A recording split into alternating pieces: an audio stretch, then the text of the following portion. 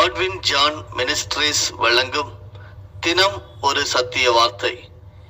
இந்த ஆடியோ நிகழ்ச்சிக்கு உங்களை அன்புடன் வரவேற்கிறோம்.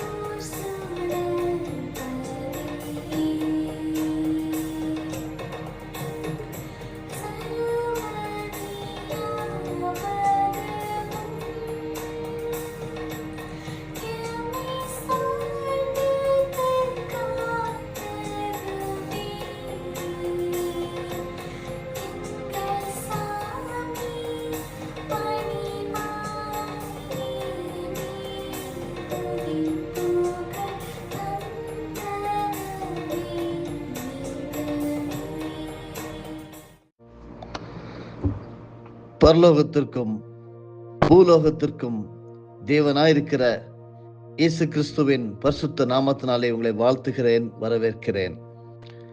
பிரியமானவர்களே, காட்வின் ஜான் மினிஸ்ட்ரீஸ் தொகுத்து வழங்கும் தினம் ஒரு சத்திய வார்த்தை நிகழ்ச்சி பல ஆண்டுகளாக ஆண்டோடைய அநாதி தீர்மானத்தின் பெயராலேயே நீங்கள் அநேகர் பிரயோஜனப்பட வேண்டும் என்று சொல்லியிருக்கிற ஒரே நோக்கத்தினாலேயே உங்களுக்காக தயார்படுத்தப்பட்டு ஆண்டவருடைய நாம மகிமைப்படுவதற்காக பிரசங்கிக்கப்பட்டு வருகிறது.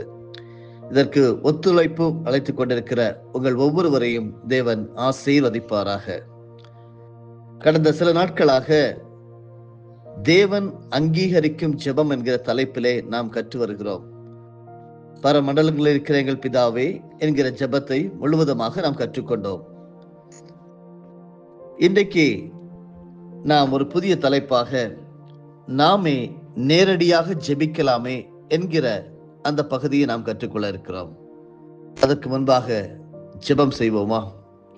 அன்புள்ள பரம தகப்பனே, என்னையும் எங்களையும் உம்முடைய பொற்பாதத்திலே சமர்ப்பிக்கிறோம். நீர் எங்களை விரும்புகிறபடியால், உம்முடைய அகாப்பே அன்பு எங்கள் மேல் ஊற்றப்பட்டிருக்கிறபடியால், நாங்கள் உம்முடைய பிள்ளைகளாக இருக்கிறபடியால், நீதிமான் என்கிற அந்த அந்தஸ்தை நீர்கள் தந்திருக்கிறபடியால் உமக்கு நாங்கள் நன்றி செலுத்துகிறோம்.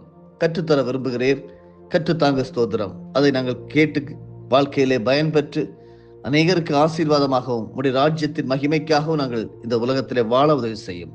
சமர்ப்பித்து ஜெயம் எடுக்கிறோம். இயேசு கிறிஸ்துவின் மூலமே ஜெபிக்கிறேன் பிதாவே, ஆமேன். நாமே நேரடியாக ஜெபிக்கலாமே. எபிரேயருக்கு எழுதின நிருபம் 9வது அதிகாரம் வசனங்கள் 7 முதல் 14 வரையிலும் படிக்கிறேன். 2ஆம் கூடாரத்திலே பிரதான ஆசாரியன் மாத்திரம் வருஷத்திற்கு ஒரு தரம் இரத்தத்தோட பிரவேசித்து அந்த இரத்தத்தை தனக்காகவும் ஜனங்களுடைய தப்பிதங்களுக்காகவும் செலுத்துவான். அதனாலே 1ஆம் கூடாரம் நிற்கும் அளவும் பரிசுத்த ஸ்தலத்திற்கு போகிற மார்க்கம் இன்னும் வெளிப்படவில்லை என்று பரிசுத்த ஆவியானவர் தெரியப்படுத்தி இருக்கிறார். அந்த கூடாரம் இக்காலத்திற்கு உதவுகிற ஒப்பனையாய் இருக்கிறது. அதற்கு ஏற்றபடியே செலுத்தப்பட்டு வருகிற காணிக்கைகளும் பலிகளும் ஆராதனை செய்கிறவனுடைய மனசாட்சியை பூரணப்படுத்த கூடாதவைகளாம். இவைகள் சீர்திருத்தல் உண்டாகும் காலம் வரைக்கும் நடந்தேறும்படி கட்டளையிடப்பட்ட போஜன பானங்களும் பலவித ஸ்நானங்களும் சரீரத்திற்கேற்ற சடங்குகளுமே அல்லாமல் வேறல்ல. கிறிஸ்துவானவர் வரப்போகிற நன்மைகளுக்குரிய பிரதான ஆசாரியரால் வழிபட்டு கையினால் செய்யப்பட்டதாகிய இந்த சிருஷ்டி சம்பந்தமான கூடாரத்தின் வழியாக அல்ல, பெரிதும் உத்தமமான கூடாரத்தின் வழியாகவும் வெள்ளாட்டுக்கடா இளங்காலை இவைகளுடைய இரத்தத்தினாலே அல்ல, தம்முடைய சொந்த இரத்தத்தினாலும் ஒரே தரம் மகா பரிசுத்த ஸ்தலத்திலே பிரவேசித்து நித்திய மீட்பை உண்டு பண்ணினார். அது எப்படி எனில், காளை வெள்ளாட்டுக்கடா இவைகளின் இரத்தமும் தீட்டுப்பட்டவர்கள் மேல் தெளிக்கப்பட்ட கடாரியின் சாம்பலும் சரீர சுத்தி உண்டாகும்படி பரிசுத்தப்படுத்தமானால், நித்திய ஆவினாலே தம்மை தாமே பழுதற்ற பலியாக தேவனுக்கு ஒப்புக் கொடுத்த கிறிஸ்துவனுடைய இரத்தம் ஜீவனுள்ள தேவனுக்கு ஊழியம் செய்வதற்கு உங்கள் மனசாட்சியை சித்த கிரியைகள் அற சுத்திகரிப்பது எவ்வளவு நிச்சயம்? அன்பானவர்களே, நித்திய மீட்பு, எட்டர்னல் ரிடெம்ப்ஷன் என்கிறதை நீங்கள் கேள்விப்பட்டிருக்கிறீர்களா? கிறிஸ்துவனுடைய இரத்தம் ஜீவனுள்ள தேவனுக்கு ஊழியம் செய்வதற்கு நம்முடைய மனசாட்சியை செத்த கிரியைகள் அற சுத்திகரிப்பது எவ்வளவு நிச்சயம் என்று படித்தோம் அல்லவா? இப்படி என்றால் இதெல்லாம் நாம் நேரடியாக ஆண்டவரோடு பேசலாம், உறவாடலாம், கேட்கலாம் என்கிறது தான் அர்த்தம் கொள்கிறது. பழைய ஏற்பாட்டு காலங்களிலே இஸ்ரவேல் ஜனங்களின் நடுவில் ஆசரிப்பு கூடாரம் என்று ஒன்று இருந்தது. இந்த ஆசரிப்பு கூடாரத்திற்கு 2 பகுதிகள் இருந்தன. முதல் திரையை கடந்தால் பரிசுத்த ஸ்தலமும், 2ஆம் திரையை கடந்தால் மகா பரிசுத்த ஸ்தலமும் இருந்தது. மகா பரிசுத்த ஸ்தலம் தான் மிகவும் விசேஷமானது. அங்கேதான் தேவனுடைய கிருபாசனம் இருந்தது. 2வது திரையை கடந்து மகா பரிசுத்த ஸ்தலத்திற்கு எல்லாரும் போக முடியாது. பிரதான ஆசாரியன் மட்டுமே ஆண்டிற்கு ஒரு முறை அதற்குள் பிரவேசித்து ஜனங்களுக்காக பலி செலுத்தி பாவ நிவர்த்தி செய்ய முடியும். வேதாகமத்திலே பழைய ஏற்பாட்டு செயல்பட்டு கொண்டிருந்த காலங்களில் ஜனங்களுக்கு மகா பரிசுத்த ஸ்தலத்தின் வாசல் அடைக்கப்பட்டதாகவே இருந்தது. இது நம்முடைய பரிசுத்த தேவனை மக்கள் நேரடியாக தொடர்பு கொள்ள முடியாத நிலையை தெளிவுபடுத்துகிறது. ஆனால் அருமையானவர்களே, ஆண்டவராகிய இயேசு கிறிஸ்து தம்மையே நித்திய பலியாக ஈந்து நமக்கு நித்திய மீட்பை தந்து, அந்த எட்டர்னல் ரிடெம்ப்ஷனை தந்து மகா பரிசுத்த ஸ்தலத்திற்குள் பிரவேசித்தபடியினாலே மகா பரிசுத்த ஸ்தலத்திற்குள் பிரவேசிக்கும் வாசல் எப்போதும் எல்லாருக்கும் திறக்கப்பட்டு விட்டது. திரை அகற்றப்பட்டு விட்டது. எபிரேயருக்கு எழுதின நிருபம் 9வது அதிகாரம் வசனங்கள் 7 முதல் 14 வரையிலும் படித்து பாருங்கள். இப்போது தேவனோடு நேரடியாக தொடர்பு கொள்வதற்கான வாய்ப்பு எல்லாருக்கும் கிடைத்து விட்டது. எனவே எபிரேயர் 4:16 சொல்லப்பட்டிருக்கிற பிரகாரம் சகாயம் செய்யும் கிருபையை அடையும்படியாக தைரியமாக கிருபாசன தண்டையிலே சேர கடவோம் என்று வேதம் நம்மை அழைக்கிறது. ஆமர்மையானவர்களே, இந்த புதிய ஏற்பாட்டின் காலங்களில் தேவனை ஒவ்வொருவரும் நெருங்கி சேர்வதற்கான கிருபை நமக்கு தரப்பட்டுள்ளது. இனி தேவனை தொடர்பு கொள்ளவும் அவருடைய ஆசீர்வாதங்களை கேட்கவும் இன்னொருவரை சார்ந்து நிற்க தேவையில்லை. பிரதான ஆசாரியன், சீஃப் பிரீஸ்ட், அப்படிப்பட்ட ஜனங்களுடைய தேவையே இல்லை. ஆண்டவருடைய ஆசீர்வாதங்களை கேட்கவும் இன்னொருவரை சார்ந்து நிற்க தேவையில்லை. தேவனுடைய வாசல் நமக்காக திறந்தே இருக்கிறது.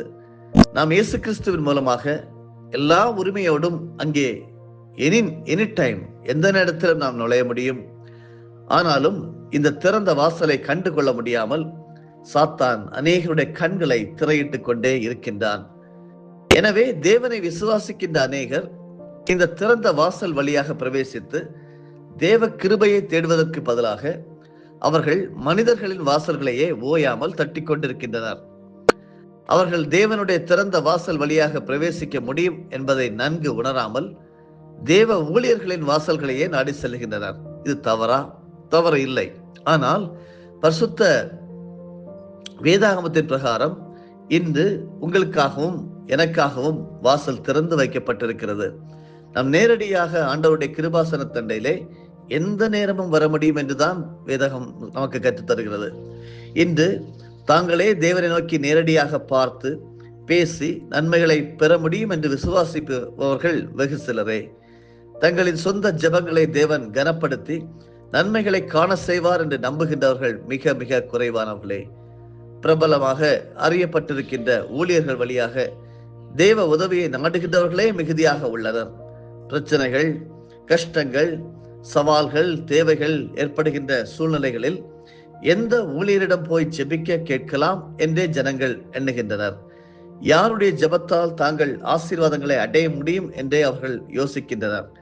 தேவன் தம்மிடம் ஜனங்கள் வருவதற்காக திறந்து வைத்திருக்கின்ற வாசலையோ கண்டுகொள்ளாமல் போகின்றனர். அநேகருடைய ஜெப தாகம் எப்படி இருக்கின்றான் என்றால், புனிதர்கள் வழியாக நான் விண்ணப்பம் ஏறெடுக்க வேண்டும் என்று. கத்தோலிக்க திருச்சபையிலே மக்கள் மத்தியிலே ஜெப மாலை மூலம் ஜெபம் செய்யும் பழக்கம் உண்டு. அந்த ஜெபமாலை வழிபாட்டிலே அவர்கள் நூற்றுக்கணக்கான புனிதர்களின் பெயரை சொல்லி எங்களுக்காக வேண்டிக்கொள்ளும் என்று கேட்டுக்கொள்வார்கள். உதாரணமாக, அந்தோணியாரே எங்களுக்காக வேண்டிக்கொள்ளும், அருளப்பரே எங்களுக்காக வேண்டிக்கொள்ளும், ராயப்பரே எங்களுக்காக வேண்டிக்கொள்ளும் என அந்த ஜெபமாலை நீண்டு கொண்டே போகும். இவர்கள் எல்லாரும் நமக்காக தேவனை நோக்கி வேண்டுதல் செய்யும் அந்தஸ்தில் இருப்பதாக பரிசுத்த பைபிள் எங்கும் கூறவில்லை. வேதம் சொல்லுகிறது, 1 தீமோத்தேயு 2 அதிகாரம் வசனம் 5 மற்றும் 6 தேவன் ஒருவரே, தேவனுக்கும் மனுஷருக்கும் மத்தியஸ்தர் ஒருவரே, அவரே இயேசு கிறிஸ்து என்று வேதம் மிக தெளிவாக கூறுகின்றது. ஆனால் கத்தோலிக்க திருச்சபை அவ்விதமான உபதேசங்களை உருவாக்கி வைத்துள்ளது. இது போன்ற உபதேசங்களை எல்லாம் எதிர்த்து போராடி உருவானதே புரொட்டஸ்டன்ட் திருச்சபை. இயேசு கிறிஸ்து ஒருவரை தவிர நாம் வேறு யார் மூலமும் தேவனை நோக்கி ஜெபம் செய்ய முடியாது என்ற போதனையை வலியுறுத்துவதே புரொட்டஸ்டன்ட் திருச்சபை. ஆம் அருமையானவர்களே, புரொட்டஸ்டன்ட் கிறிஸ்தவர்கள் புனிதர்களை விசுவாசிப்பதும் இல்லை, அவர்கள் வழியாக வேண்டுதல் செய்யும் உபதேசத்தை ஏற்பதும் இல்லை. ஆனால் கத்தோலிக்க திருச்சபை சுட்டிக்காட்டிய புனிதர்கள் கொஞ்சம் பேர்தான். அதே வேளையில் இன்று புரொட்டஸ்டன்ட் திருச்சபையின் நடுவில் ஏராளமான புனிதர்கள் வந்திருக்கிறார்கள். ஏராளமான ஜனங்கள் இயேசுவை மத்தியஸ்தராக விசுவாசித்தாலும் இவர்கள் வழியாகத்தான் தேவனை நோக்கி வேண்டிக் கொள்கின்றார்கள். நடைமுறையில் இயேசுவை அவர்கள் நம்புவதை விட தங்கள் வேண்டுதல்கள் கேட்கப்படுவதற்கு இந்த புனிதர்களையே அதிகமாக நம்புகின்றனர். அவர்கள் பரிசுத்தவான்கள், நாங்கள் பாவி என்கிற அந்தஸ்திலே ஒவ்வொரு அநேக கிறிஸ்தவர்கள் இருக்கிறதை நாம் பார்க்க முடிகிறது. தங்களுக்கு சோதனை ஏற்படும் போதும் தேவைகள் உருவாகும் போதும் இவர்கள் இந்த பரிசுத்தவான்களை தான் அல்லது புனிதர்களை தான் முதலில் தொடர்பு கொண்டு தங்களுக்காக வேண்டிக் கொள்ள கேட்கின்றார்கள். அவர்கள் தங்கள் ஜெபங்கள் மேல் நம்பிக்கை இன்றி போய் இந்த புனிதர்கள் தான் தங்கள் விண்ணப்பங்களுக்கு சாதகமான பதிலை பெற்றுத்தர முடியும் என எண்ணுகின்றார்கள். யார் அந்த புனிதர்கள்? அவர்கள்தான் ஏராளமான புரொட்டஸ்டன்ட் தேவ ஊழியர்கள். இவர்கள் கொஞ்சம் பிரசித்தி பெற்றுவிட்டால் இவர்களை தொடர்பு கொண்டு எங்களுக்காக ஜெபித்துக் கொள்ளுங்கள் என்று கேட்கும் மக்களின் எண்ணிக்கையும் பெருகி கொண்டேதான் இருக்கிறது. இங்கே இதில் என்ன தவறு என்ற கேள்வி எழுகிறது. தவறு என்று எதையும் கூற முடியாது. கர்த்தருடைய ஊழியர்களாக அறியப்பட்டவர்களிடம் எங்களுக்காக ஜெபியுங்கள் என்று கேட்பதில் எந்த தவறும் இல்லை. இதை பலர் ஜெப விண்ணப்பங்களை இதிலே அனுப்புகின்றனர். நானும் அநேகர் என்னோடு நான் கேட்டுக்கொள்வர்களுக்கு நான் ஜெபிக்கிறது உண்டு. அநேகருக்காக ஜெபிப்பது ஊழியக்காரனின் முக்கியமான ஒரு கடமை. அப்போஸ்தலனாகிய பவுல் தன்னுடைய நிருபங்களில் பலருக்காக தான் ஜெபிப்பதை நினைவு ஊட்டிக்கொண்டு தனக்காகவும் ஜெபிக்க மற்றவர்களை கேட்டுக்கொள்கின்றான். இது தவறே இல்லை. சார்ந்து நிற்பதுதான் தவறு. இங்கே நாம் சுட்டிக்காட்ட வருகின்ற விஷயம் பல ஜெப காரியங்களுக்காக குறிப்பிட்ட சில தேவ ஊழியர்களே சார்ந்து நிற்கின்ற ஒரு நிலையை தான் குறித்து காட்டுகிறேன். தேவனிடம் நேரடியாக சென்று அவரிடம் தங்கள் காரியங்களை சொல்லுகின்ற வாய்ப்பினை பெற்றிருந்தும் சில ஊழியர்களின் வாசல் வழியாக போய்தான் தேவ உதவியை பெற முடியும் என்ற அநேக விசுவாசிகளின் எண்ணத்தை தான் சொல்லுகின்றேன். அன்பானவர்களே, உதாரணத்துக்கு ஒரு பிரபலமான கிறிஸ்தவ பத்திரிகையில் வெளிவந்த ஒரு சாட்சி கடிதத்தை இங்கே கூறுகின்றேன். குறிப்பிட்ட ஒருவர் இப்படி ஒரு சாட்சி எழுதுகிறார். நான் கல்வி நிலைகளில் நல்ல வெற்றி பெற்றேன். எனக்கு நல்ல வேலை கிடைத்தது, எனக்கு விரும்பியபடி திருமணம் நடைபெற்றது, நான் ஒரு நல்ல வீட்டை கட்டினேன், எனக்கு கர்த்தர் அழகான பிள்ளைகளை தந்தார். இத்தனை ஆசீர்வாதங்களை நான் வாழ்க்கையிலே அடைந்து கொள்வதற்கு ஒரே ஒரு காரணம், எனக்காக ஒரு குறிப்பிட்ட தேவ ஊழியர் ஏறெடுக்கும் ஜெபங்கள் தான் என்று எழுதியிருக்கிறார். ஒருவேளை இந்த சாட்சி படிப்பதற்கு பரவசமாக இருக்கலாம். அவர் குறிப்பிட்டிருந்த தேவ ஊழியர் மேல் நமக்கும் ஒரு ஈர்ப்பு ஏற்படுகிறது. ஆனால் இந்த சாட்சியின் தன்மை என்ன? இங்கே சாட்சி எழுதியவர் தன்னுடைய அனைத்து உயர்வுகளுக்கும் காரணமாக அவர் காட்டுவது தன்னுடைய ஜெபங்களை அல்ல, தன்னுடைய விசுவாசத்தையோ அல்ல. அவர் கூறுவது இன்னொருவரது ஜெபத்தை தான். இவருடைய ஆசீர்வாதங்கள் யாவும் இன்னொருவரையே சார்ந்து நிற்கின்றது. இவர் தன்னுடைய ஒவ்வொரு தேவைக்கும் இன்னொரு ஊழியரின் ஜெபத்தையே நம்பி நிற்கின்றார். வேதம் சொல்கிறது, திறந்த வாசல் உங்களுக்கு முன்பாக வைக்கப்பட்டிருக்கிறது. எந்த நேரமும் கிருபாசன தண்டைக்கு வரக்கூடிய தகுதியை தைரியமாக கிருபாசன தண்டையிலே சகாயம் செய்யும் கிருபை அடைவதற்காக நாம் செல்ல முடியும். அருமையானவர்களே, அதைதான் எபிரேயர் 4:16 படிக்கிறோம். நாமே நேரடியாக ஜெபிக்கலாமே என்கிற தொடர் செய்தியை நாளை தினத்திலும் பரிசுத்த ஆவியானவர் நமக்கு கற்றுத் தருவாராக. அதுவரையிலும் தேவ பிரசன்னம் நம் ஒவ்வொருவரையும் ஆளக்கடவது. ஆமேன். எங்களை நேசித்து காப்பாற்றி வருகிற நல்ல ஆண்டவரே, உம்முடைய பிள்ளைகளாக மீட்கப்பட்டிருக்கிற நாங்கள் அந்த நித்திய மீட்பை எங்களுக்கு தந்தை தேவாதி தேவனை நோக்கி நேரடியாக நாங்கள் செபிக்கிறோம். எங்களுக்கு பரிசுத்தவான்களோ புனிதர்களோ வாழ்க்கையிலே தேவையில்லை. நாங்களே எந்த நேரமும் சகாயம் செய்யும் கிருபையை நாங்கள் கண்டடையத்தக்கதாக தைரியமாக கிருபாசனத்திற்கு அண்டைக்கு வரக்கூடிய தகுதியை நீங்கள் தந்திருக்கிறோம். உமக்கு நன்றி. உங்களுடைய ரத்தம் எல்லாவற்றையும் சுத்திகரித்தது. இன்றைக்கு பிரதான ஆசாரியர் தேவையில்லை, பெரிய பிரபலமான ஊழியர்கள் தேவையில்லை. உம்மோடு நாங்கள் தைரியமாக முழங்காற்படியிட்டு அப்பா பிதாவை என்று கூப்பிடும் போது எங்களுடைய ஜெபத்திற்கு நீர் எங்களை அங்கீகரிக்கிறீர், ஏற்றுக்கொள்கிறீர், பதில் அளிக்கிறீர் என்கிற நம்பிக்கை தந்ததற்காக ஸ்தோத்திரம். உம்மோடு தைரியமாக பேச உதவி செய்யும். இந்த நாள் வெற்றியின் நாள் என்று சொல்லி அறிவிக்கிறோம். இயேசு கிறிஸ்துவின் மூலமே ஜெபிக்கிறேன் ஜீவனுள்ள பிதாவே, ஆமேன்.